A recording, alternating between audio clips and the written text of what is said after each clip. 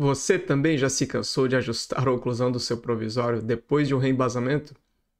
E depois da cimentação, o paciente indo embora, de repente ele retorna, doutor, ainda está alto. Já aconteceu com você também? Então fica aqui comigo nos próximos 5 minutinhos que eu vou te explicar por que isso acontece.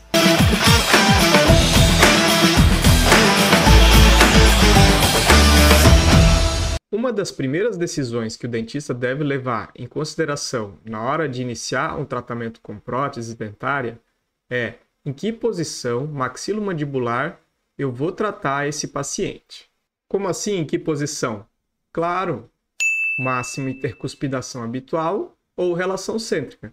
Vamos relembrar os conceitos de cada uma delas? A posição de máxima intercuspidação habitual é aquela posição ao qual o paciente já está habituado. Se eu pedir para você morder agora, você vai morder diretamente na posição de máxima intercuspidação habitual.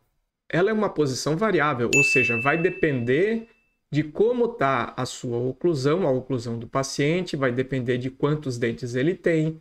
Por exemplo, um paciente que não tem dentes posteriores, a máxima intercuspidação habitual dele vai estar levemente protrusiva, né? Acontece muito em casos de que o paciente usa uma PPR classe 1 e ela está gasta e ele começa a morder na frente. Na hora de fazer uma PPR nova, que tem que ser em relação cêntrica, a gente vai ver por que ele é difícil de registrar essa mordida. Então, quando que a gente vai utilizar essa posição para fazer a minha prótese fixa? Em casos unitários, de baixa complexidade, onde não é necessário alterar o padrão oclusal que o paciente já está habituado, se ele tiver com uma dimensão vertical de oclusão adequada, e principalmente você tem que fazer uma análise clínica da oclusão do paciente, verificar se ele não tem sinais ou sintomas de patologias oclusais, como dores articulares, lesões cervicais não cariosas, etc. Tá, Pedrini? Então defina casos simples. Bom, podemos assim dizer, quando o paciente tem todos os dentes na boca, ele quer trocar uma coroa unitária. Então você só está mexendo em um quadrante. Isso é um caso simples. E um caso complexo? Caso complexo, quando a gente vai ter que envolver mais quadrantes, sendo próteses múltiplas ou não, podem ser várias próteses unitárias. Quando o paciente tem que aumentar a dimensão vertical, você tiver que mexer no padrão oclusal dele, aí a gente considera um caso complexo. Então a gente tem que tratar esse paciente na relação cêntrica.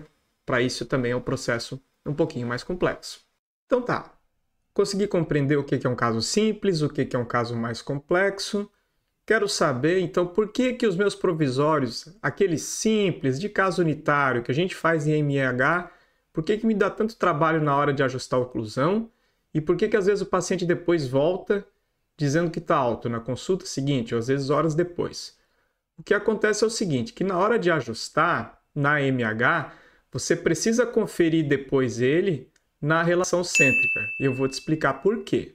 Quando a gente pede para o paciente conferir a mordida, ele vai conferir a mordida, ele vai morder direto na MEH.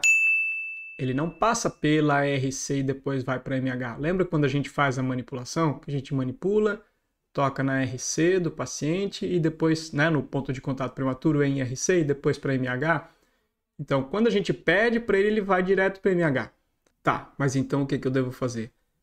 Quando você finaliza, pede para o paciente conferir, você confere com o carbono e no momento que todos acharem que está ok, você manipula o paciente para ele ir naquela posição de RC e ver se essa sua nova restauração, pode ser uma restauração direta ou uma prótese unitária, veja se não está alterando esse ponto de contato prematuro ao qual ele já estava habituado.